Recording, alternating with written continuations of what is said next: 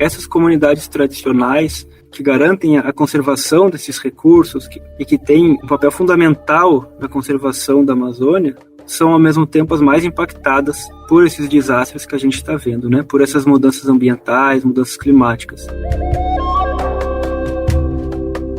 Tem vários estudos que comprovam que as mulheres são as menos responsáveis pelas mudanças climáticas. Mas, de forma controversa, são as mulheres que mais são afetadas.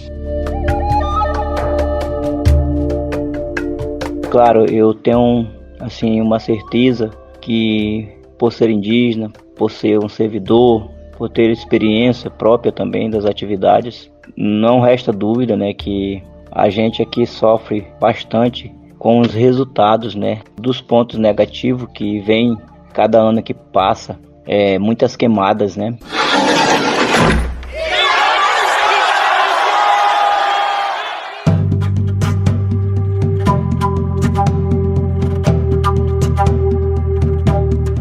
Começa agora o último episódio da série Guardiões e Guardiãs da Floresta, Direito Territorial e Clima na Amazônia.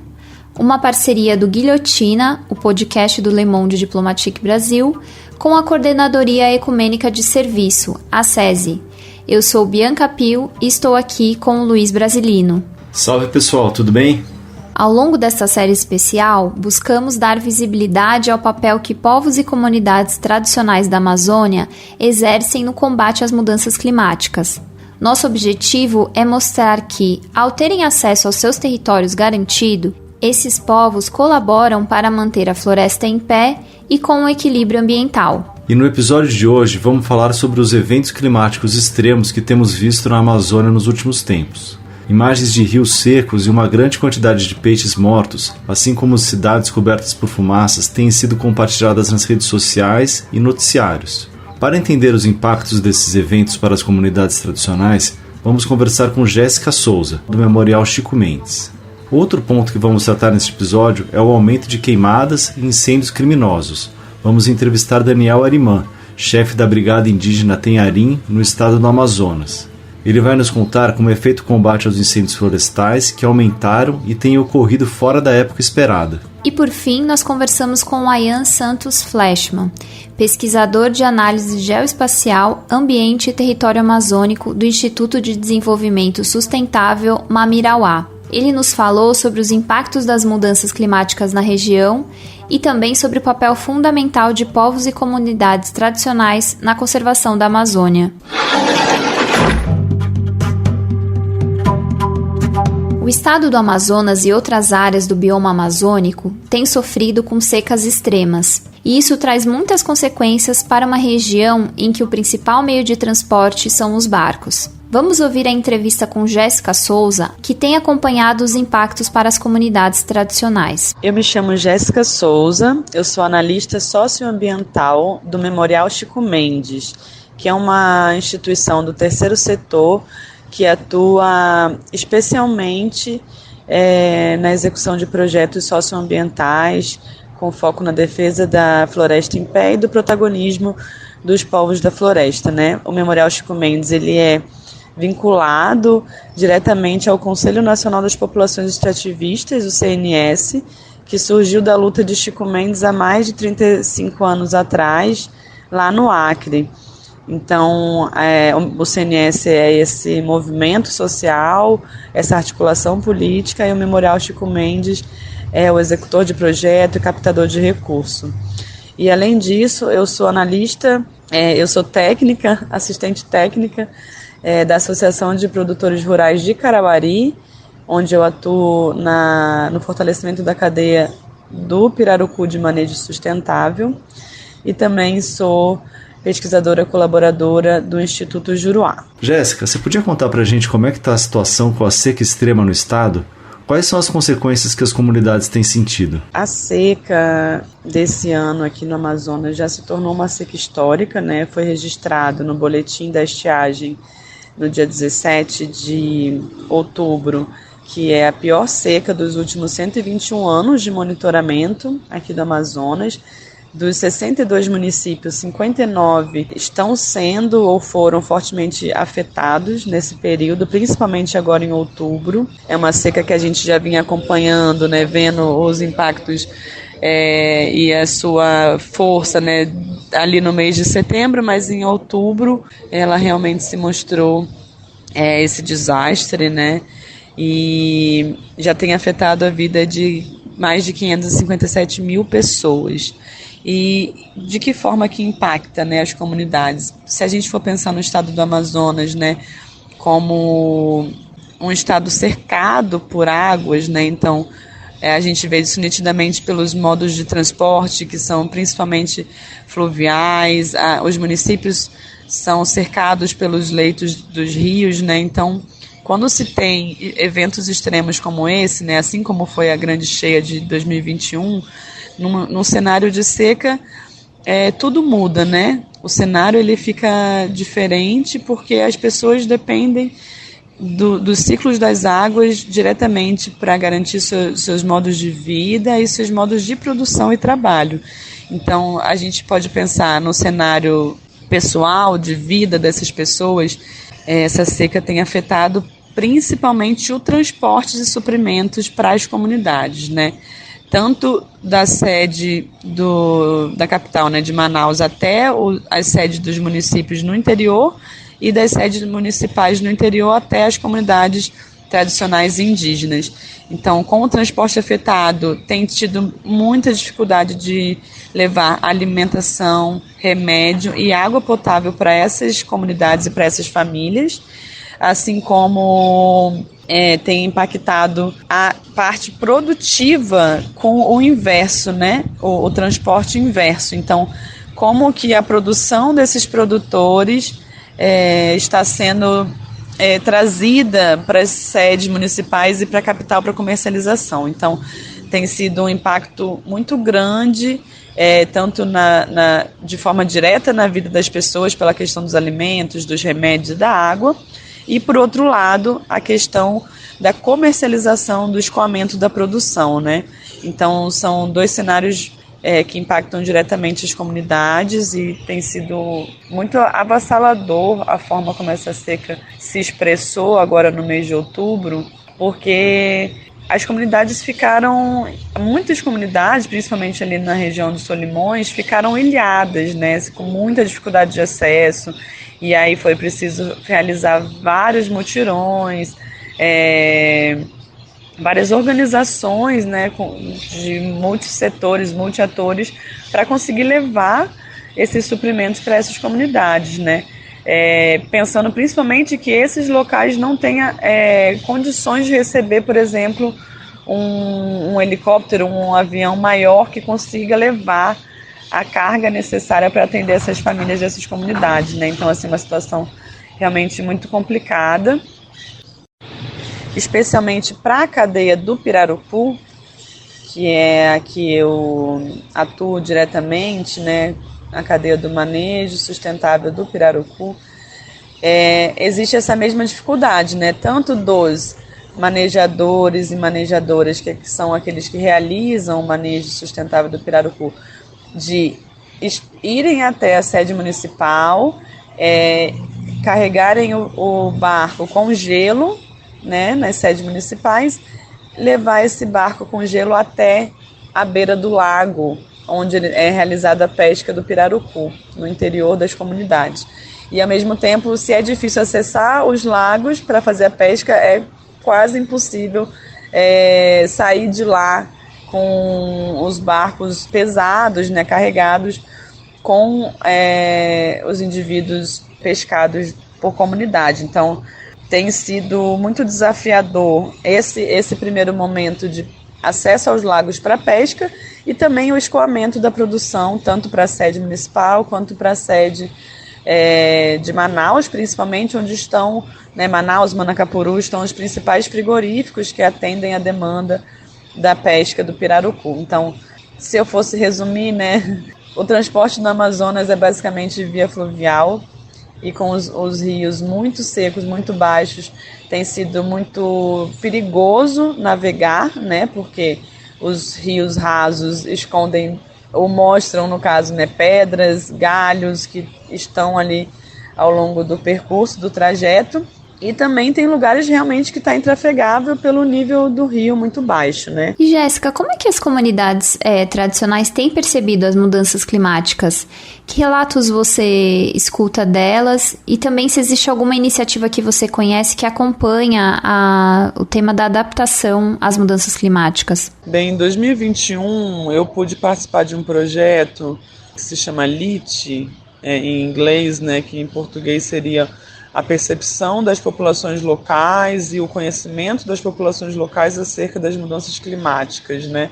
Então era realmente com esse olhar de ir até as comunidades tradicionais, fazer entrevistas semi-estruturadas com as famílias para entender qual era a percepção dessas famílias sobre, primeiro, a mudança do clima, se elas estão acompanhando e percebendo o que tem mudado no clima, no seu território, e ao mesmo tempo o que elas têm feito para se adaptar diante a essas mudanças.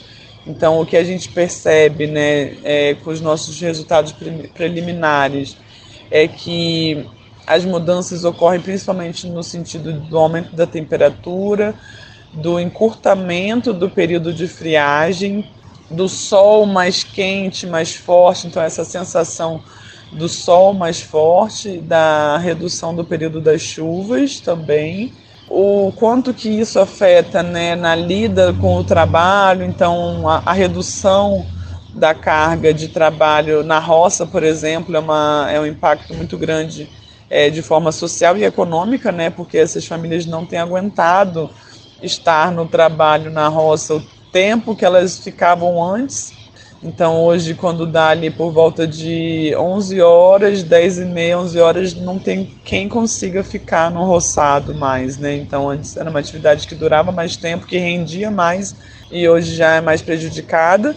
E a gente consegue perceber o efeito também diante das respostas dos comunitários e comunitárias em relação à abundância de pescado, a abundância e a frequência ou o período em que esses peixes estão desovando, assim como foi perceptível, assim, que eles trouxeram muito para a gente, né, eles e elas trouxeram para a gente a questão das grandes cheias, das grandes secas, que tem acontecido com mais frequência, né, também. E sobre as adaptações, um pouco disso que eu já falei também, né, redução da carga horária em alguns trabalhos com mais exposição ao sol, priorizar a realização de viagens pelo leito do rio, né, no período da noite, para evitar a exposição ao sol, a construção de casas mais altas, para fugir um pouco do impacto da grande cheia,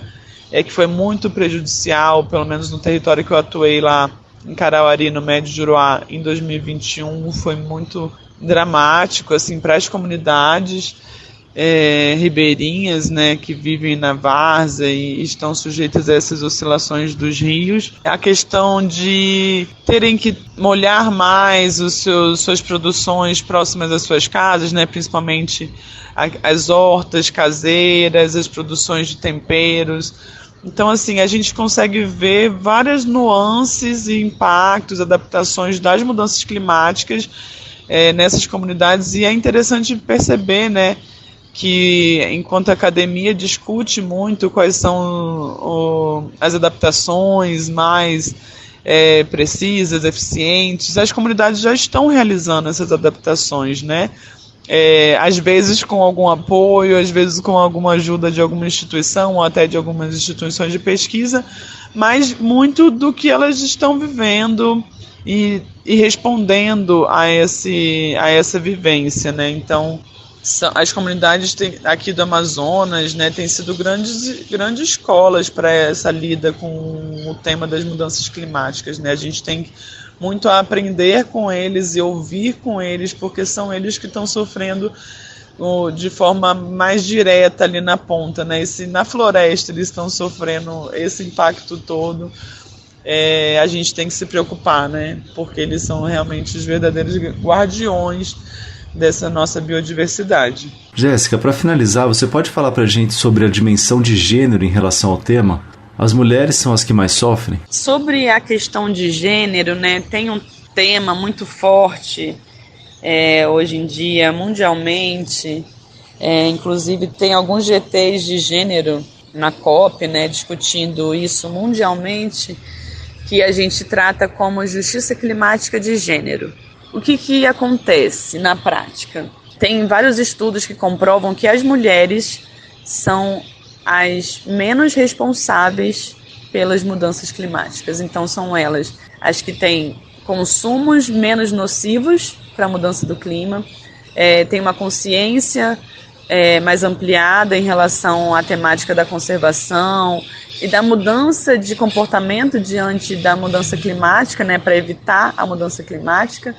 Então, a gente já coloca o primeiro item, que as mulheres elas geram menos impacto. Mas, de forma controversa, são as mulheres que mais são afetadas. Então, a gente tem vários exemplos ao longo do globo, né?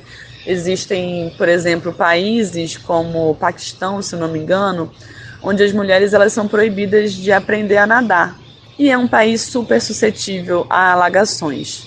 Então, a gente vai de extremos como esse a uma realidade mais local, onde em fenômenos assim de seca extrema, por exemplo, quem são as pessoas que vão se responsabilizar pelos cuidados da casa, né? Então, quem são as pessoas que vão precisar ir até o leito do rio pegar água para lavar uma roupa, lavar uma louça, hoje em dia no cenário que a gente vive?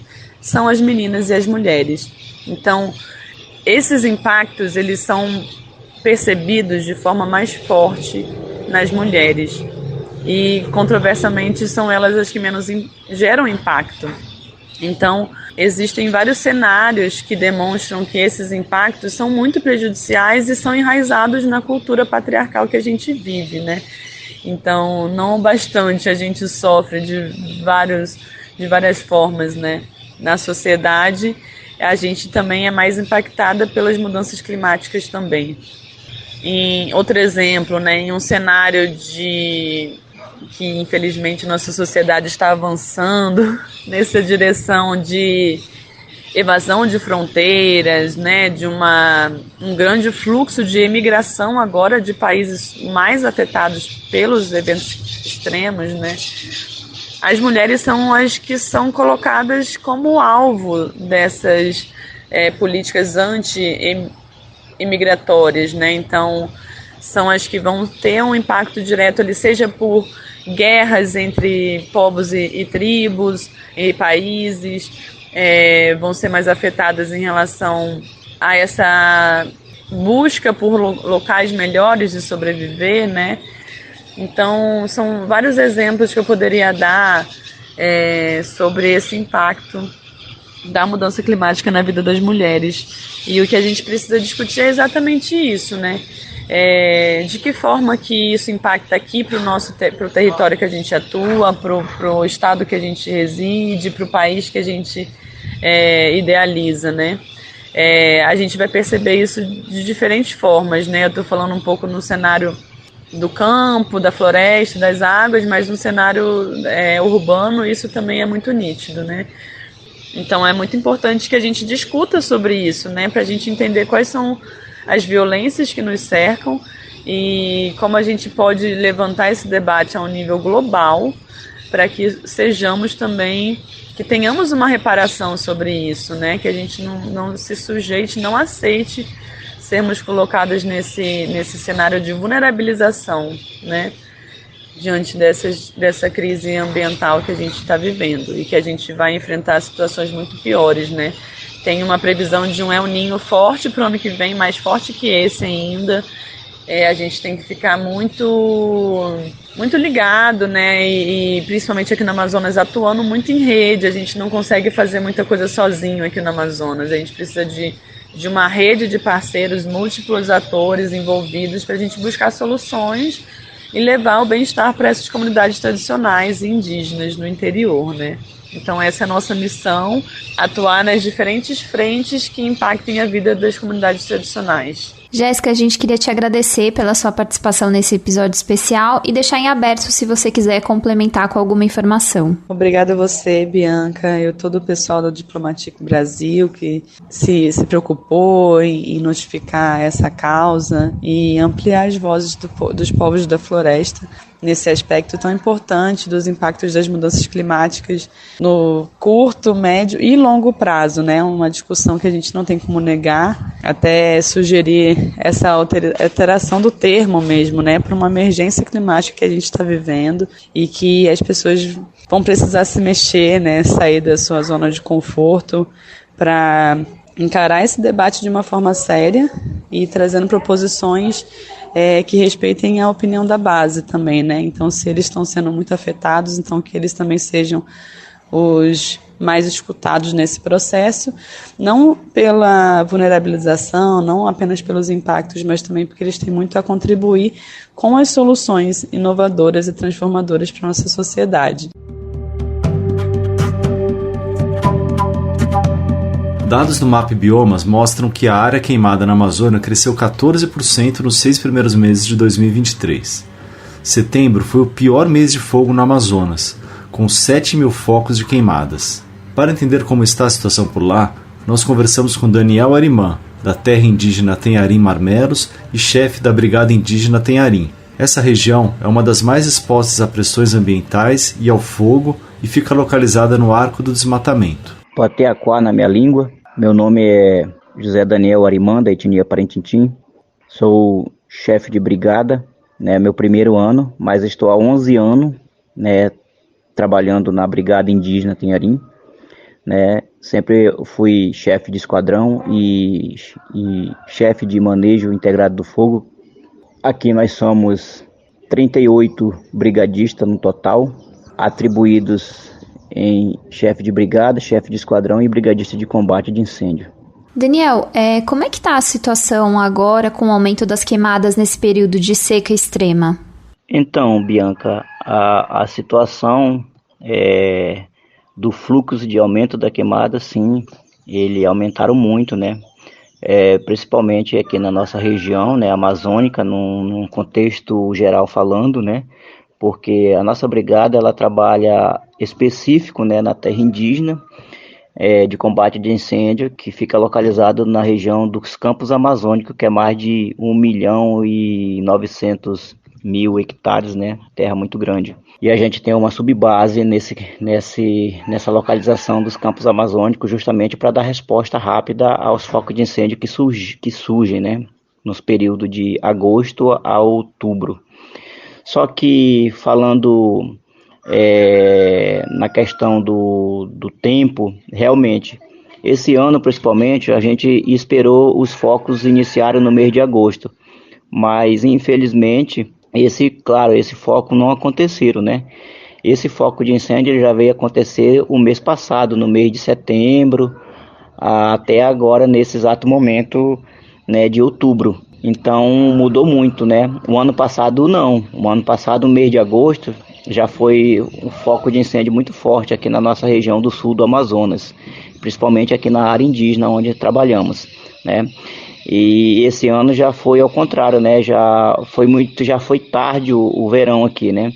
Ele já iniciou agora, principalmente agora, nesse exato momento, nesses dias agora dessa semana. Está acontecendo muito foco de incêndio na região, né, onde a gente trabalhamos, mas os nossos brigadistas têm já um contingente lá e a gente vai reforçar ainda mais, né, para esses combates dos campos amazônicos, porque aqui nessa região o tempo nos mostra quando chove, dá muito relâmpago, é sinal de foco de incêndio na região dos campos amazônicos. Em correlação aos combates, no termo geral, toda a região, né, ela está voltado. Inclusive, nós estamos voltados para esses combates, né, esses focos de incêndio em todas as regiões. E nós estamos também aptos a viajar, e os combatentes de incêndio, né, por serem indígenas, brigadistas, eles também são aptos a viajar para combate de outras regiões, né, fora a terra indígena, né? E a mesma forma também outras brigadas vêm também para dar esses apoios quando nós precisamos também, né? Mas especificamente a terra indígena aqui, aconteceu os focos de incêndio, já começou a aparecer no mês de setembro e está continuando esse mês de outubro ainda. A gente, como experiência, quando não tem foco de incêndio no mês de agosto, provavelmente ele prorroga o tempo para final do ano, né? Então a gente estamos nos aguardando ainda mais com essa expectativa, né? Aonde vai chegar esse final do verão, né? Porque o tempo mudou muito realmente e a gente é muito flexível, né? A isso, né? Daniel, você tem mais de 11 anos de atuação na Brigada Indígena, né? O que você tem notado de diferença em relação ao clima e como é que os povos indígenas têm sentido esse impacto das mudanças climáticas? Claro, eu tenho, assim, uma certeza que por ser indígena, por ser um servidor, por ter experiência própria também das atividades, não resta dúvida, né, que a gente aqui sofre bastante com os resultados, né, dos pontos negativos que vem, né, cada ano que passa, muitas queimadas, né, e não só queimadas, mas em outras áreas também, né, e a gente vai sofrendo as consequências do tempo, porque esse ano praticamente está muito quente aqui nessa região, né, é uma região que ele é muito quente e ao mesmo tempo chove, né, e às vezes a gente fica sem entender o porquê da coisa, mas a gente percebe que é o devido ao aumento muito de queimada, porque anteriormente, alguns anos atrás, não era tão quente assim. E outras coisas que chamam atenção, a questão da temperatura, né? Já chegou a temperatura aqui nessa região, já de 48, 49 graus. E isso, antes, há 10 anos atrás, né? Há 15 anos atrás, não existia aqui essa temperatura aqui no sul do Amazonas, né, na região de Humaitá. Então, e com isso, com esse tempo todo que a gente está percebendo, com essas mudanças climáticas que o homem faz com queimadas, né, a gente percebe que o clima mudou, né, o clima mudou para pior ainda, né. E antes não tinha esse aumento de temperatura e hoje já existe. Então eu percebo assim que formos colocar mais 20 anos, 30 anos para frente, em que grau essa temperatura não vai estar, né? Então eu tenho certeza que a vida da gente, a gente não vai conseguir mais viver. Então os filhos, aquela geração nova que vai vir, eles vão sofrer muito, né? Nós já estamos sofrendo. Então a geração que vai vir futuramente pode sofrer essa consequência ainda mais. E é muito perigoso, né, para nós, né, pela saúde nossa, porque a consequência de uma temperatura, ela dá problema de saúde, né, dá problema de pele, né, dá problema pulmonar, respiração, né, alergia. Então todas essas consequências que a gente tá suposta de estar passando, né, na vida real. Então, mas voltado mais para as comunidades, né? A comunidade indígena, ela também passa por essa fase, né? Só que muitos não têm culpa, né? São leigos nessa parte, né? E a gente, como brigada, a gente unifica, passa essas informações, né, passa esse diálogo, passa essa palestra educativa, né, para os nossos parentes de cada comunidade, para eles entenderem, né, como que é essa fase, né, de vida, né, como é essa fase de percurso da temperatura, né, temperatura solar, temperatura de foco de incêndio, né, para repassar para ele a todos a importância, né, de uma vida melhor. E a gente colocar em prática isso, eu tenho certeza que a gente contribui, né? Eu sei que não é fácil, porque quando se fala em meio ambiente, em temperatura, cada um tem que fazer por si, né, um pouco dessa educação ambiental, né, para para a gente ter uma vida melhor. Porque do jeito que está, nós estamos sofrendo muito com essas consequências de foco de incêndio e a temperatura cada vez mais mudando e a gente não conseguindo mais sobreviver praticamente, né, falando, porque é muito quente na região, e por ser muito quente, a gente sofre as consequências da saúde também, né. Então os velhinhos sofrem com isso, né, as crianças também, né, e todos nós. Então a cada comunidade, né, a cada família, a gente tem que passar isso, né, para os alunos, né, das escolas, que a gente faz palestra, né, de educação ambiental para eles, para que eles possam multiplicar isso para os mais velhinhos, né, para os pais, para os avós, né, e para começar a entender sobre essa questão das mudanças climáticas que nós estamos sofrendo. Não só nós, né, mas o planeta Terra sofre, né, com a sequência que o homem faz devido ao capitalismo, né? Porque hoje o capitalismo ele está muito procurado e com isso vem a divisão, com isso vem a desunião do ser humano, né? Para querer o melhor, mas sabendo que mais tarde o filho da gente vai sofrer consequência. O teu melhor hoje vai sofrer consequência no futuro para os filhos e para os netos da própria família que faz o mal à natureza, né? Ele pode afetar mais tarde a própria família, desmatando, né? No contexto geral falando, o desmatamento ele vem só a prejudicar cada vez mais, porque a temperatura ela muda.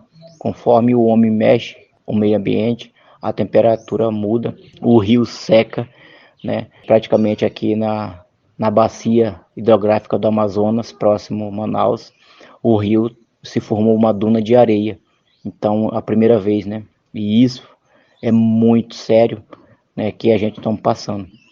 Toda essa dificuldade. Como que muda, né? A consequência, né? Do que o homem faz mal à natureza e vem em resposta para a gente de novo, de uma maneira muito triste, né? Que a gente não pode ver. E não pode também estar passando por isso. Daniel, você está numa região que sofre com a pressão de grileiros, madeireiros e garimpeiros. Pode nos contar um pouco sobre esse contexto? Sim, claro. Na verdade, no governo anterior, esse fluxo criminosos, de equipes criminosas aumentaram muito, né? Mas como encerrou esse governo e entrou outro governo, então, mas praticamente o fluxo ele vem o mesmo, né, acontecendo. Eles não acabam assim rapidamente. E a gente, por morar numa região de subpressão, eu falo isso num contexto geral, falando, né, não só área indígena, mas contexto ribeirinho, né, que sofre essa pressão, e contexto indígena que sofre essa pressão, os municípios, né? Então a gente mora aqui numa calha chamada Rio Madeira, que ela nasce praticamente no Peru, né? E vem desembocar no Rio Negro ali por Manaus, é um rio de extensão muito grande, onde tem tráfego de gente, de embarcação, de produção muito forte, e nesse rio ele contém a maioria, né, da área garimpeira. Elas têm essa demanda de atividades, né, de garimpo na época do verão. Então eles produzem, eles fabricam muitas balsas, tanto a parte ribeirinha e tantos dos empresários, né, grandes. E o fluxo de balsa ele é um contingente muito grande, muito maior, pelas barrancas do Rio Madeiras afora. E isso vem com que o rio ele muda, né? A cada ano ele muda de lugar. As bacias de areia, né, formam coisas que deixa a gente em dúvidas, interrogação, né? Por que a natureza está em formato diferente e a gente não consegue entender o porquê daquilo que está acontecendo, mas enfim, no final a gente percebe que a consequência, né, do homem que faz mal à natureza, né? E infelizmente acontece isso nessas bacias hidrográficas do Rio Madeira. E voltando para a área indígena, ela não é diferente, né? Na época do governo anterior, praticamente as áreas indígenas no Brasil todas, elas ficaram à mercê, elas ficaram na mão do governo. E com esse contexto, os povos indígenas tiveram muitos contatos com não indígenas, né, de equipes que queriam dizer que estavam ali para dar o de melhor, para ter um projeto de vida melhor, de dinheiros, né? E acabaram que fizeram uma devastação, do modo geral, tanto a área garimpeira e tanto a área madeireira, né?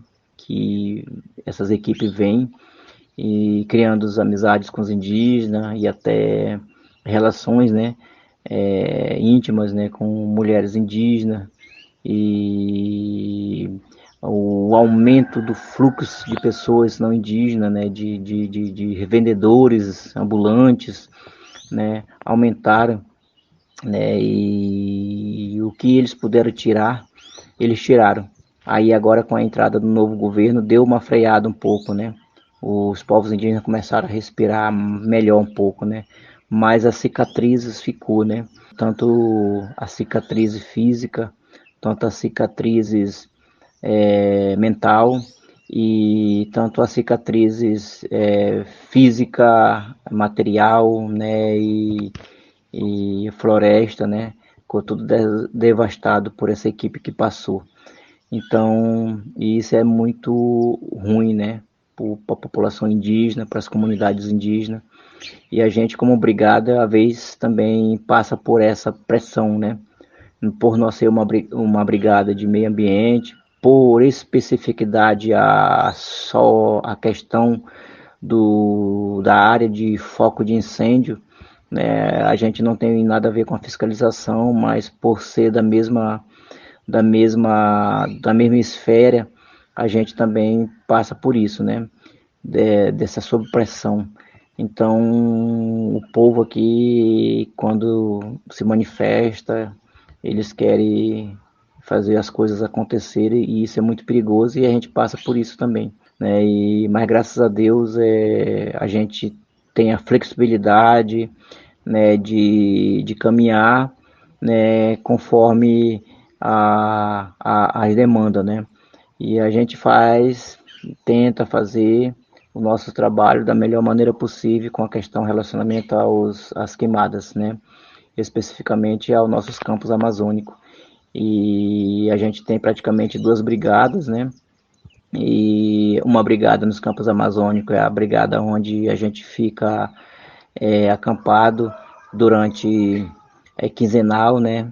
No período dos focos de incêndio, e enquanto a outra equipe fica aqui na base Vila Nova, nas aldeias, nas BR, fazendo outra atividade de mudas, acompanhamento de queima controlada, no caso de roças, né, e palestras, né, e a gente faz essas atividades aí, produtivas, né, na rodovia, enquanto a outra equipe, na época dos focos, fica em combate de incêndio na região dos Campos Amazônicos, e assim as equipes são alternadas, né, mas graças a Deus a gente está fazendo um ótimo trabalho, né, a gente precisa mais de parceiros para nos ajudar, né, porque a gente precisa de equipamentos, né, precisa de equipamentos motorizados para nos ajudar ainda mais, dar uma resposta, né, num período que é crítico aqui na região, e a gente precisa muito dessas ajudas, né, de parceiros para nos ajudar nessa parte, que a gente precisa aqui de materiais de combate de incêndio completos, EPIs completos, né, e equipamentos de material para combate, de veículos completos, né, para a gente conseguir alcançar os nossos objetivos. E a nossa brigada, ela é contrato determinado, né, por apenas 6 meses. A gente precisa de um projeto para que, não pela parte do meio ambiente, mas um projeto à parte que venha suprir a nossa sociedade de outros 6 meses, porque a gente tem muitos equipamentos de valores que não pode ficar parado, né? Porque se uma brigada fechar, esperar o outro ano do período de verão, quando a gente chegar à manutenção dos equipamentos, de motores, equipamentos e ferramentas, estragam por motivo de a gente não ter uma manutenção durante esse período que não está contratado. Então a gente precisa muito de um projeto desse voltado para essa manutenção de materiais. Daniel, agradecemos pela sua participação e se você quiser colocar mais alguma questão, fica à vontade. Então, em nome da Brigada Indígena Tenharim, quero aqui agradecer, em primeiro lugar, a parceria de todos vocês, da equipe jornalista. Quero agradecer também a todos que estão nos ouvindo, né, a nossa entrevista, que a nossa Brigada Tenharim está de portas abertas, no momento que vocês tiverem e quiserem estar aqui conhecendo a nossa realidade de trabalhos com incêndios florestais, e estão de portas abertas para receber a todos vocês. Quero aqui agradecer a todos os ouvintes que está nos ouvindo neste momento, dizer que uma brigada indígena é uma brigada de suma importância na comunidade do povo tenharim, por ser uma brigada que está usufruindo cada vez maior, a gente ter uma responsabilidade maior e ser vista por todos vocês aí de fora, e só esperamos ser mais parceiros. E eu, como chefe de brigada, agora estou convidando e estamos à disposição de todos vocês para estarem aqui nos visitando, fazendo essas parcerias para que a gente tenha um futuro melhor para a nossa vida, da nossa natureza. Eu agradeço a todos vocês, da equipe de jornalista, e que a gente pode estar com essa parceria aí em prol do meio ambiente. Muito obrigado, até a próxima.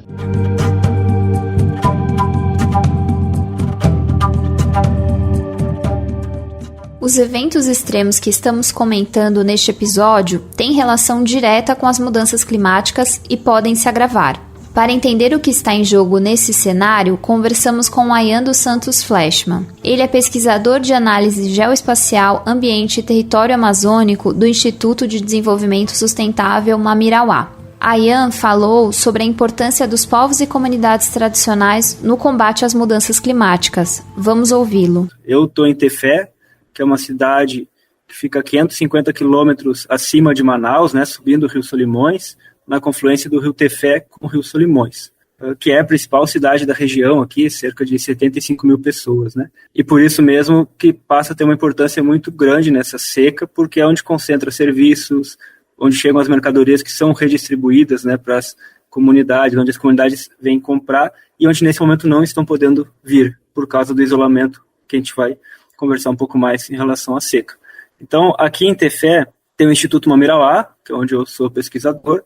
O Instituto está aqui há cerca de 3 décadas presente, trabalhando com a promoção da conservação da sociobiodiversidade da Amazônia. Então, a gente faz isso através de pesquisa. Então, é um instituto de pesquisa vinculado ao Ministério de Ciência, Tecnologia e Inovação. Então, é um dos 3 institutos de pesquisa vinculados ao MCTI na Amazônia, junto com o INPA e o Museu Emílio Gueild, apesar de ter outros institutos vinculados ao MCTI que fazem ações na Amazônia, mas esses são os 3 oficialmente na Amazônia.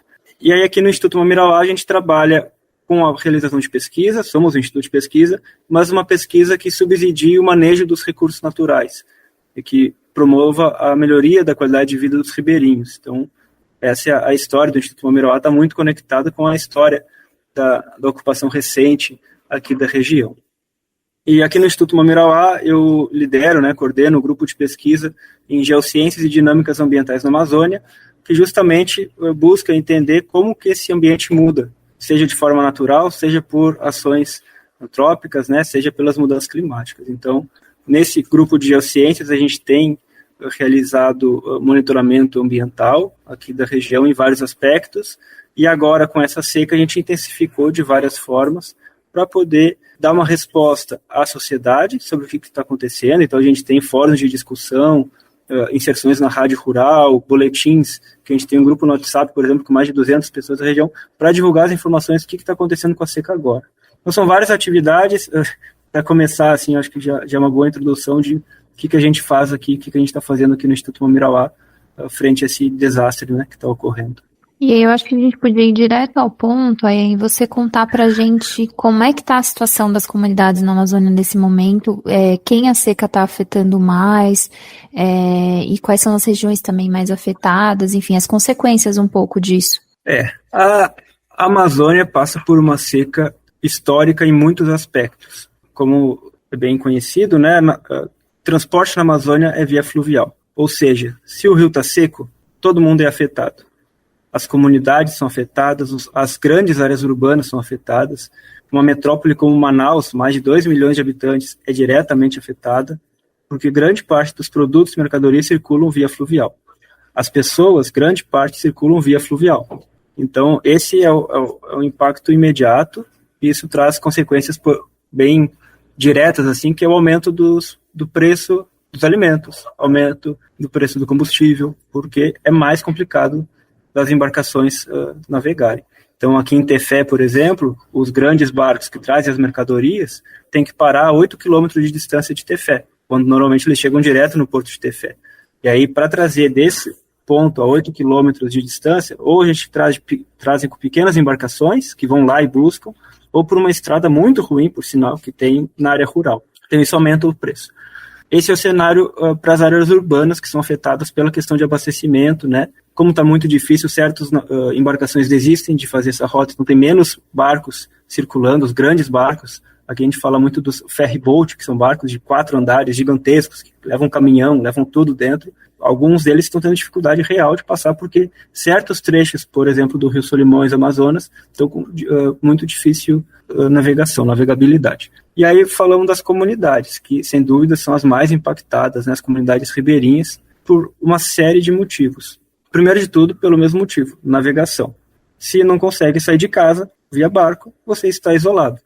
Então, as comunidades ribeirinhas estão isoladas. O grau varia de comunidade para comunidade, vai depender, por exemplo, se está num tributário dos Solimões, e esses tributários estão muito secos, ou está na beira de um lago, os lagos estão muito secos, simplesmente a pessoa, para sair de casa, tem que caminhar 1, 2, 3 quilômetros em lama para poder chegar na água, para poder pegar um barco e sair, e ainda assim esse barco tu vai ter que ir muito devagar, porque está muito seco, então um trajeto de 1 hora vira 5 horas, 7 horas. Então, o aspecto da logística, né, da navegação, é o primeiro impacto direto. E aí com isso vem as outras consequências. Então a gente fala desabastecimento das comunidades que precisam vir para Tefé, por exemplo, aqui no Médio Solimões. As comunidades vêm para Tefé para comprar alimentos, comprar medicamentos, acessar os serviços básicos, saúde, educação, bancos, vêm aqui para vender os seus produtos de roça. Então, nada disso está acontecendo. Então, há um risco de ruptura no processo econômico, porque não estou conseguindo ganhar dinheiro na sua venda, e ao mesmo tempo não consegue comprar o básico para suas necessidades. E aí, quando chega na comunidade, não tem água. Então, o rio, o acesso, o saneamento rural na Amazônia é um problema gravíssimo, muito ignorado no Brasil, é um problema de saúde pública imenso. Então, assim, o ano todo, né, não é só numa seca extrema, não há saneamento de modo geral nessas comunidades. Então, quem consegue ter uma cisterna, acumula água da chuva, ok, é positivo, mas a cisterna nem sempre é no tamanho adequado. A gente está numa estiagem, fica vários dias sem chuva, e o que não é comum para a Amazônia, então vários dias sem chuva, faz com que fiquem sem água para beber. Aí tem o poço, mas o poço não funciona sempre, o poço muitas vezes é contaminado, as comunidades de várzea, que ficam em áreas que inundam vários meses por ano, por um processo natural, aqui de inundação no Rio Solimões, também não conseguem colocar poço, porque é muito difícil botar um poço no ambiente de várzea, então acabam tomando água direto do rio. E aí tomar água, primeiro que não tem o rio perto, e quando tem, é de baixíssima qualidade. Então aí vem o problema de falta de água. Isso é só falando da seca. E aí a gente tem que ter clareza que esse ano não é só a seca. O momento que a gente vive da crise ambiental no planeta não é só seca. Não é um desastre, é sempre que acontece por vez. São vários desastres simultâneos. que são esses desastres simultâneos que estão acontecendo agora? Nível baixo dos rios pela seca e a falta de chuva associada. Mas a gente tem junto uma temperatura do ar recorde. O aquecimento global, por exemplo, a última seca extrema, aqui em Tefé, 2010, ainda atingiu um nível mais baixo do que atingiu agora em 2023. Mas a gente teve 13 anos de aquecimento global desde lá. Então, temperatura do ar recorde. Ontem a gente mediu 41 graus Celsius num trecho na água do Lago Tefé. 41 graus Celsius na água. Então, assim, as temperaturas estão batendo recorde e esse é mais um desastre simultâneo, onda de calor, que torna tudo muito mais complicado. Mas tem outras coisas acontecendo. Deixa eu te interromper, porque a gente ia ter uma pergunta sobre isso. Tem a seca, claro, mas quais os outros os efeitos das mudanças climáticas que vocês têm observado aí nos últimos anos, né? E acho que já seria interessante você poder falar também um pouco se a seca também já é uma consequência disso, né? Então, antes de falar, né, mais sobre esses desastres vários, tem muito mais coisa além da seca e da temperatura, o que torna muito mais catastrófico o que a gente está vivendo aqui na Amazônia.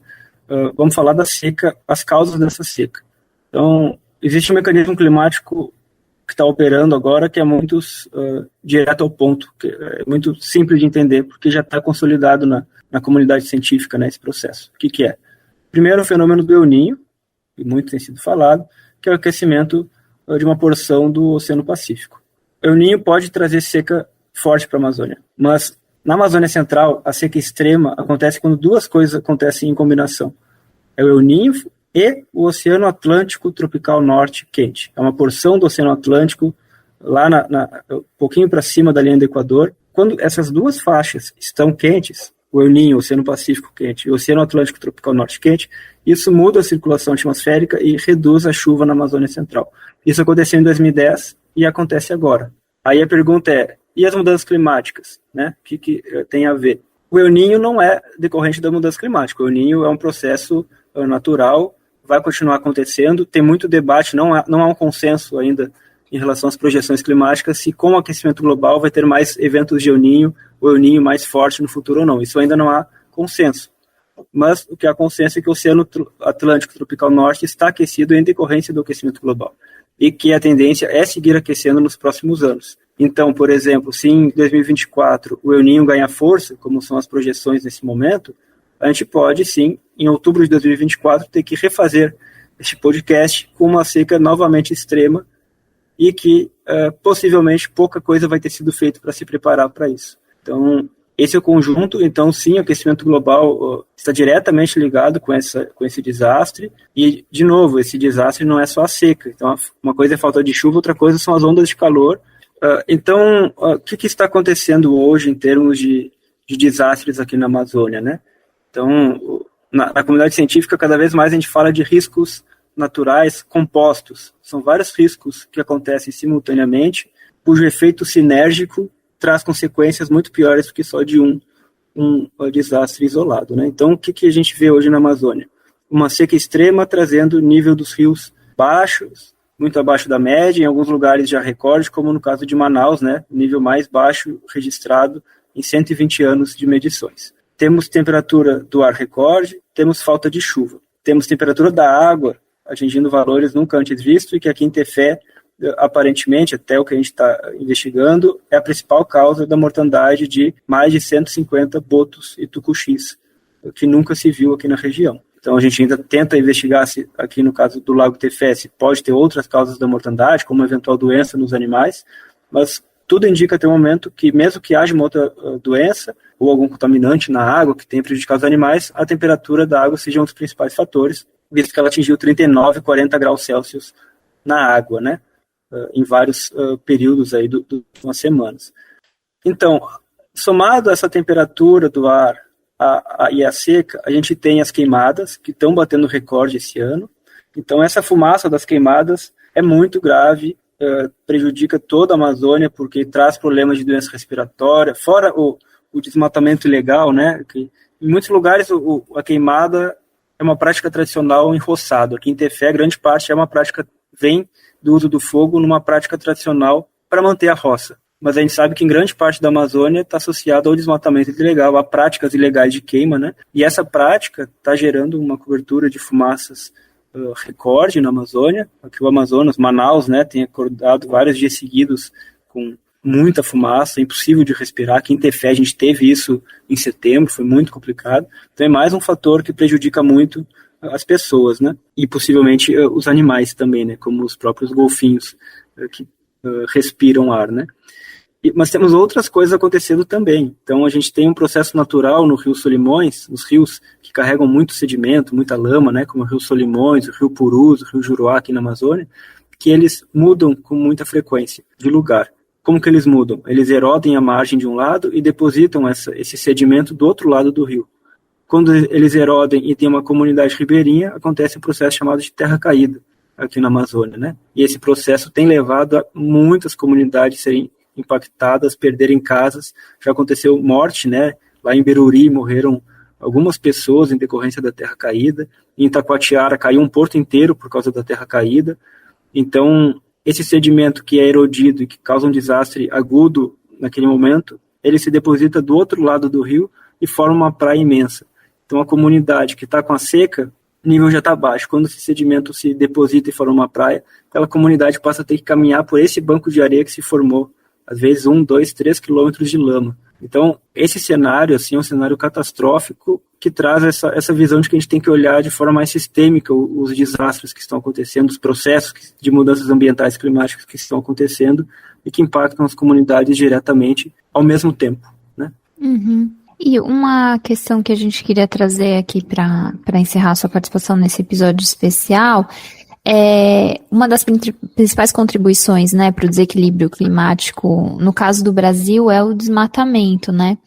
E aí, se eu estiver errada, inclusive, por favor, me corrija. E a gente queria linkar isso um pouco com o foco da nossa série, que é o direito territorial dos povos e comunidades tradicionais, né? Então, nas áreas onde essas populações vivem, são as menos desmatadas, né? Aí a gente queria saber como é que você avalia essa questão, né, dos povos e comunidades tradicionais terem o seu direito ao território garantido, pensando nessa perspectiva de ajudar a combater as mudanças climáticas, né, a ajudar no equilíbrio ambiental.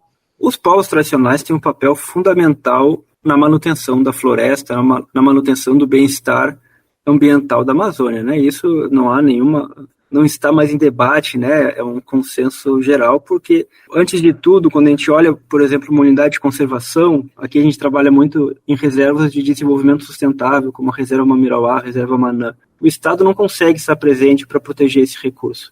Por outro lado, aquelas milhares de pessoas que estão ali, que vivem do seu dia a dia, o seu modo de vida depende daquele ambiente estar saudável, né, dos peixes estarem ali, dos produtos da floresta estarem disponíveis. Eles garantem a floresta em pé, eles realizam a proteção, eles realizam a fiscalização desse ambiente por eles mesmos, porque eles precisam dessa floresta em pé para o seu bem viver, eles precisam dessa água, desse recurso, né, que são os peixes, por exemplo, para o seu dia a dia.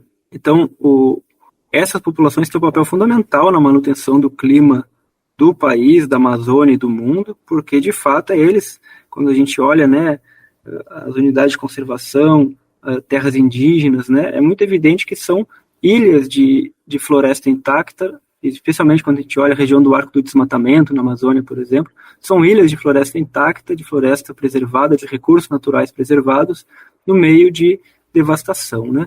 Então, as comunidades tradicionais têm esse papel e, por outro lado, são as que mais sofrem os impactos dessas mudanças que a gente está vivendo.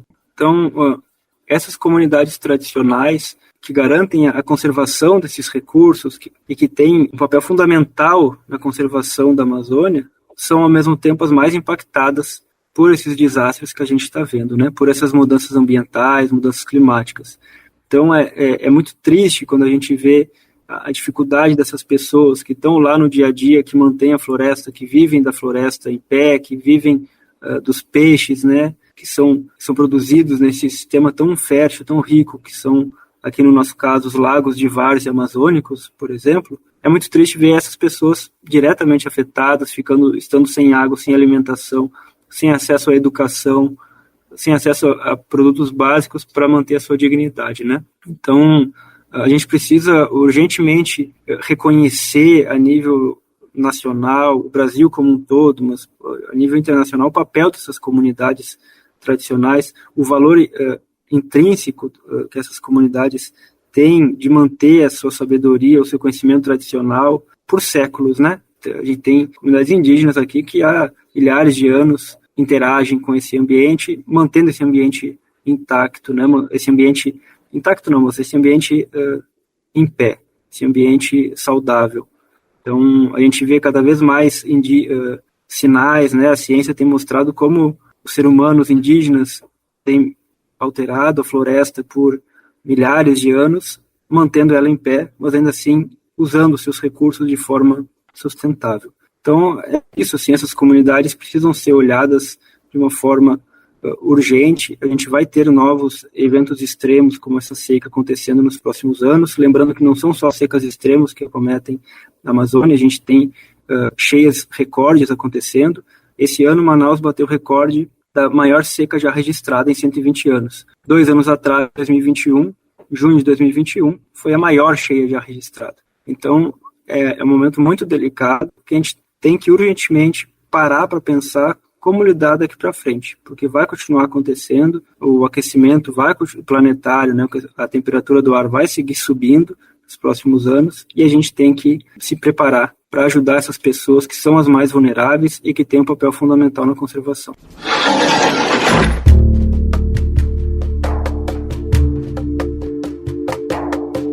Este foi o último episódio da série Guardiões e Guardiãs da Floresta, Direito Territorial e Clima na Amazônia, especial do Guilhotina em parceria com a Coordenadoria Ecumênica de Serviço. A SESI é uma organização ecumênica formada por igrejas cristãs. Ela foi fundada como uma forma de resistência à ditadura e atua na defesa dos direitos humanos no Brasil há 50 anos, principalmente através do apoio a pequenos projetos de organizações populares, organizações formadas por pessoas como a maioria das que falaram nesta série, que vivem nos territórios e sofrem mais com as consequências da crise climática. Para saber mais sobre esse trabalho, visite sesi.org.br. Obrigado a você que nos ouviu até aqui. Se você gostou dessa série, compartilhe o link nas suas redes sociais e recomende a quem você sabe que se interessa por este assunto. Voltamos na quinta que vem com o episódio regular do Guilhotina. A apresentação e o roteiro deste episódio foram feitos por mim, Luiz Brasilino, e pela Bianca Pio. O apoio de produção é de Tarsilo Santana e Vinícius Benites. A edição é da Beatriz Pasqualino e a sonorização do André Paroche, pela Rádio Tertúlia. Série especial Guardiões e Guardiãs da Floresta, Direito Territorial e Clima na Amazônia. Uma parceria do Guilhotina, o podcast do Le Monde Diplomatique Brasil, com a Coordenadoria Ecumênica de Serviço, a SESI. Apoio técnico, Rádio Tertúlia.